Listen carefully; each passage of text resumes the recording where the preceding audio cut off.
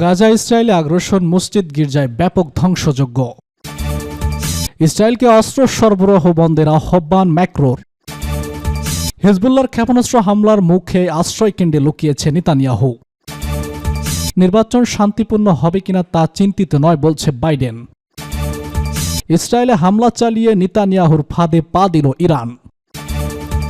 সর্বশেষে জানিয়ে দিব, ইরানের ক্ষেপণাস্ত্র হামলা দখলদার ইসরায়েলের জন্য অন্যতম শান্তি বলছে ইরানের সর্বোচ্চ নেতা। গাজা ইসরায়েলে আগ্রাসন, মসজিদ গির্জায় ব্যাপক ধ্বংসযজ্ঞ।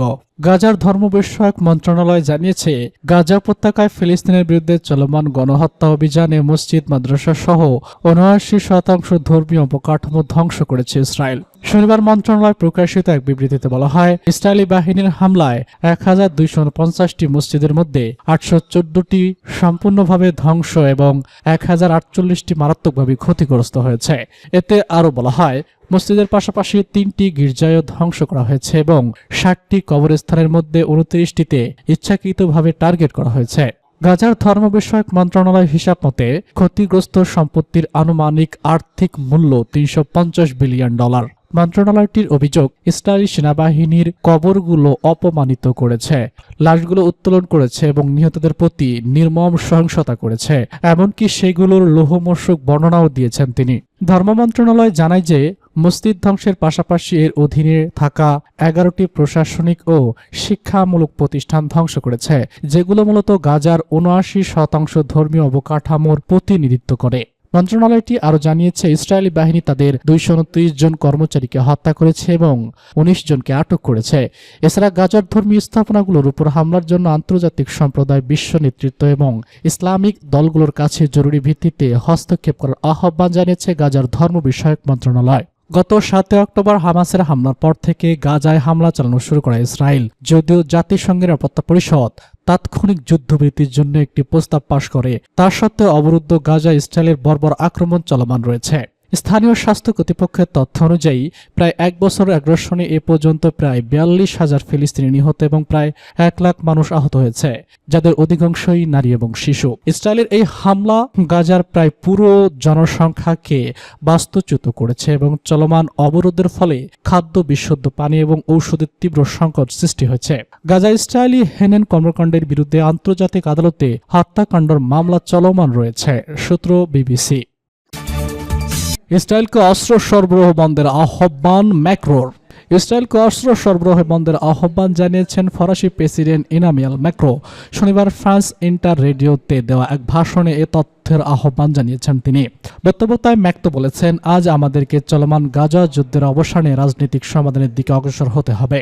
একই সাথে যুদ্ধবাজ ইসরায়েলকে অস্ত্র সরবরাহ বন্ধ করতে হবে। এতে গাজার যুদ্ধ ও হত্যা বন্ধ হবে বলে আমার বিশ্বাস। ম্যাক্রোর এই মন্তব্য এমন সময় এলো যখন গাজা যুদ্ধের বর্ষপূর্তির আর ৩ দিন বাকি আছে। এ সময় ফ্রান্স ইসরায়েলকে আর কোনো অস্ত্র দেবে না বলে উল্লেখ করেছেন তিনি। ফরাসি প্রেসিডেন্ট ঠিক ২ সপ্তাহ আগেই প্যারিসের এলিট প্যালেসে ওয়ার্ল্ড ফিনগ্রামে সভাপতি ওয়ার্ল্ড অ্যান্ড লাউডারের সঙ্গে বৈঠক করেন। এখানে তিনি ফ্রান্সের ইহুদি সম্প্রদায় চলমান ইসরায়েল গাজার সংঘাত, অপহৃত ইহুদিদের পরিস্থিতি নিয়ে আলোচনা করেন।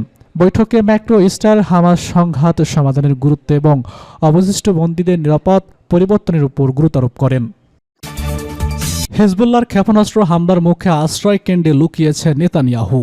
ইহুদিবাদী ইসরায়েলের যুদ্ধ অপরাধী ও সশস্ত্র সন্ত্রাসী প্রধানমন্ত্রী নেতানিয়াহু হিজবুল্লাহর ক্ষেপণাস্ত্র হামলার মুখে নিজের বাসভবন ছেড়ে আশ্রয়কেন্দ্রে লুকাতে বাধ্য হয়েছে। ইহুদিবাদী ওয়েবসাইট ওয়ালার উদ্ধৃতি দিয়ে আল আলম টেলিভিশন চ্যানেল জানিয়েছে, হিজবুল্লাহর নতুন ক্ষেপণাস্ত্র হামলার মুখে আল খান্দিয়া অঞ্চলের উত্তরে কাউসারিয়া এলাকায় অবস্থিত নিজ বাসভবন থেকে লুকিয়েছে নেতানিয়াহু। প্রায় ১ বছর আগে ২০২৩ সালের ৭ অক্টোবর ইসরায়েলের বিরুদ্ধে ফিলিস্তিনি প্রতিরোধ সংগ্রামীদের আল আকসা তুফান অভিযান শুরু করার পর এই প্রথম নেতানিয়াহুর বাসভবনের এলাকায় সাইরেন থেকে নিরাপদ সংকেত বাজানো হলো। ইহুদিবাদী দখলদাররা ১৯৪৭ সালে ফিলিস্তিনের কাইসারিয়া শহর দখল করে। ভূমধ্য সাগরের তীরে অবস্থিত এই শহরটি হাইফা বন্দর থেকে প্রায় ৪৭ কিলোমিটার দক্ষিণে অবস্থিত। নির্বাচন শান্তিপূর্ণ হবে কিনা তা চিন্তিত নয় বলছে বাইডেন। আগামী নভেম্বরে অনুষ্ঠেয় প্রেসিডেন্ট নির্বাচন শান্তপূর্ণ হওয়ার ব্যাপারে চিন্তিত নন যুক্তরাষ্ট্রের প্রেসিডেন্ট জো বাইডেন। শুক্রবার রিপাবলিকান প্রার্থী ডোনাল্ড ট্রাম্পের উস্কানিমূলক বক্তব্যের উদ্ধৃতি দিয়ে কথা বলেছেন বাইডেন। ট্রাম্প এখনও 2020 সালের নির্বাচনে পরাজয়ের বিষয়টি মেনে নিতে পারছেন না। বাইডেন নির্বাচনের আগে ক্রমোদ্ধমান বেলিসস ভাষায় প্রচারণার জন্য উদ্বেগ প্রকাশ করে আইন প্রণেতা ও বিশেষজ্ঞদের সতর্ক করেন। ট্রাম্প বাইডেনের কাছে পরাজয়ের পর ব্যাপক প্রতারণার অভিযোগ করেছেন। ট্রাম্পের দাঙ্গাবাজ সমর্থকরা বিক্ষুব্ধ হয়ে ক্যাপিটাল হিলে হামলা ভাঙচুর করে গত জুলাই ও সেপ্টেম্বরে 2 দফা নিঃশত্রুত হত্যা চেষ্টা থেকে বেঁচে গিয়েছিলেন। নির্বাচন নিয়ে আলোচনা করার সময় সাংবাদিকদের বাইডেন বলেছেন, আমি আত্মবিশ্বাসী যে একটি অবাধ ও সুষ্ঠু নির্বাচন অনুষ্ঠিত হবে, তবে এই নির্বাচন শান্তিপূর্ণ হবে কিনা তা চিন্তিত না। ট্রাম্প যা বলেছেন এবং নির্বাচনের শেষ মুহূর্তেও যা বলেছেন, নির্বাচনের ফলাফল পছন্দ না হলে তা হবে লজ্জাজনক। পরাজিত রিপাবলিকান তার কয়েকশো সমর্থকদের নরকের মতো লড়াই করার উস্কানি দেওয়ার অভিযোগে ট্রাম্পকে 2021 সালে ইমপিচ করা হয়েছিল।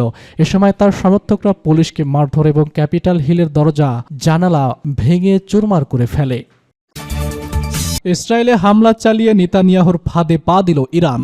শেষ পর্যন্ত ইসরায়েলের প্রধানমন্ত্রী বেনিয়ামিন নেতানিয়াহুর ফাঁদে পা দিল ইরান। 2 মাস আগে থেকেই ইসরায়েলে হামলার হুমকি দিয়ে আসছিল তেহরান, কিন্তু ইসরায়েলকে কিছুই করেনি দেশটি। উল্টো ইরানের নিরাপত্তার সুযোগ লেবাননে প্রতিরোধ যোদ্ধাদের প্রধান হাসান নাসরুল্লাহকে হত্যা করে ইসরায়েল। এবার আর চুপ করে বসে থাকতে পারেনি ইরানের সর্বোচ্চ নেতা আয়াতুল্লাহ খামেনি। গেল এপ্রিলের পর 1 অক্টোবর কয়েক মাসের ব্যবধানে দ্বিতীয়বারের মতো ইরানের মাটি থেকে ইসরায়েলে হামলা চালানো হয়। মঙ্গলবারের এই হামলায় প্রায় 200টি ক্ষেপণাস্ত্র ছুড়েছে ইরান। বলা হচ্ছে বেশ ভালোই সাফল্য পেয়েছে দেশটি, কিন্তু ইসরায়েল আগে থেকেই এমন হামলার জন্য প্রস্তুতি ছিল। বলা হয় এই হামলা ইসরায়েলের জন্য বেপরোয়া হয়েছে। প্রথমে যোগাযোগ ডিভাইস বিস্ফোরণ ঘটিয়ে লেবাননকে অস্থির করে তোলে ইসরায়েল। এরপর লেবাননের প্রতিরোধ যোদ্ধাদের সদর দপ্তর লক্ষ্য করে হামলা চালানো হয়। বৈরুতের উত্তরাঞ্চলীয় শহরতলা এলাকায় একটি আবাসিক ভবনের নিচে আন্ডারগ্রাউন্ডে ছিল ওই সদর দপ্তর। সেখানে বাংকার মাস্টার বোমা ফেলে গুড়িয়ে দেওয়া হয়। নিহত হন লেবাননের প্রতিরোধ যোদ্ধাদের প্রধান নেতা হাসান নাসরুল্লাহ। অল্পের জন্য বেঁচে যান গ্রুপটির শীর্ষ কয়েকজন নেতা। এরপর পাল্টা জবাবে ইসরায়েল হামলা করে বসে ইরান। হামলা করা হয় লিবানন, ইরাক ও ইয়েমেন থেকেও। চতুর্দিক থেকে চালানো হামলা বেশ ভালোই সামাল দিয়েছে ইসরায়েল, কিন্তু এই অঞ্চলের সংঘাত ছড়িয়ে পড়ার পরিস্থিতি সৃষ্টি হয়েছে। ইসরায়েলও কড়া জবাব দেওয়ার হুঁশিয়ারি দিয়েছে। বিশেষজ্ঞরা বলেছেন যে এখন ইসরায়েলের কোর্টে ইরানে হামলা চালানোর এমন একটি উপলক্ষ খুঁজছিল ইসরায়েল। তেল আবিবকে সেই সুযোগ করে দিয়েছে তেহরান। শোনা যাচ্ছে ইরানের পরমাণু স্থাপনা হামলা করতে চাইছে ইসরায়েল, তবে তাতে সম্মতি দেয়নি যুক্তরাষ্ট্র। বরং যুক্তরাষ্ট্র চায় ইরানের অর্থনীতির কোমর ভেঙে দিতে। সেক্ষেত্রে ইরানের গুরুত্বপূর্ণ তেল রপ্তানি টার্মিনাল লক্ষ্য করে হামলা চালাতে পারে ইসরায়েল। তবে যুক্তরাষ্ট্রের কথা না শুনতে পারেন নেতানিয়াহু।